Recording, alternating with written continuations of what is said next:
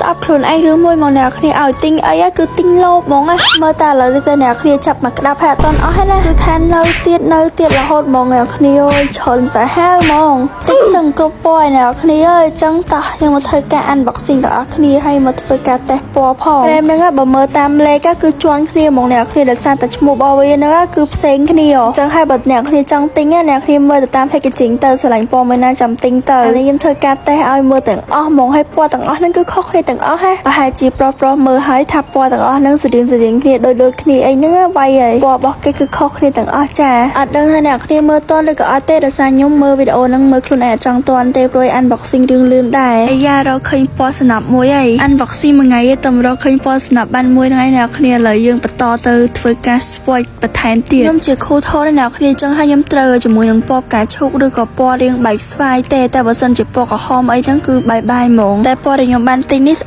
អាតណាស់អ្នកគ្នាកន្លែងមកឃើញនៅសល់ក្រែមម្ដងទៀតនៅក្នុងថង់ចឹងអាពណ៌ចុងក្រោយគេនេះគឺកូនបើហើយគឺពណ៌ឡើងស្ដើងស្អាតមែនតើ brand color gram ហ្នឹងក៏ខ្ញុំបានទិញជាមួយនឹង powder វាដែរអ្នកគ្នា powder នេះគឺជួយទប់ជាប្រេងចឹងណាខ្ញុំស្ងួតទេប៉ុន្តែខ្ញុំចេះទិញទៅឃើញវាខ្ជូតហើយតម្លៃធូរពេកក៏ពួក powder នេះបើយើង swatch ទៅលើដៃគឺមិនឃើញទេតែបើអ្នកគ្នាមើលមករបស់ខ្ញុំមកតើខ្ញុំ make up បែប glow តែខ្ញុំដាក់ powder ហ្នឹងមកគឺ matte ហ្មងចឹងគឺការ unboxing របស់យើងគឺបញ្ចប់ហើយនេះគឺជា cream ទាំងអស់ដែលខ្ញុំបានទិញហាមួយទៀតអ្នកគ្នាយើងមកធ្វើការតេស្តថាវាជាប់ឬក៏អត់បើអត់ជាប់ទេអ្នកគ្នាកុំទិញតែមានអីអ្នកគ្នាវាជាប់គួរសមដែរមកល្មមទទួលយកបានលើសតម្លៃវាគឺធូរថ្លៃខ្ញុំគឺខ្ញុំរ៉េតឲ្យ8លើ10លើសារតគុណភាពហើយនឹងតម្លៃគឺសមរម្យអាចទទួលយកបានធម្មតាគឺខ្ញុំ make up ចេញទៅក្រៅហើយបើខ្ញុំទិញអីវ៉ាន់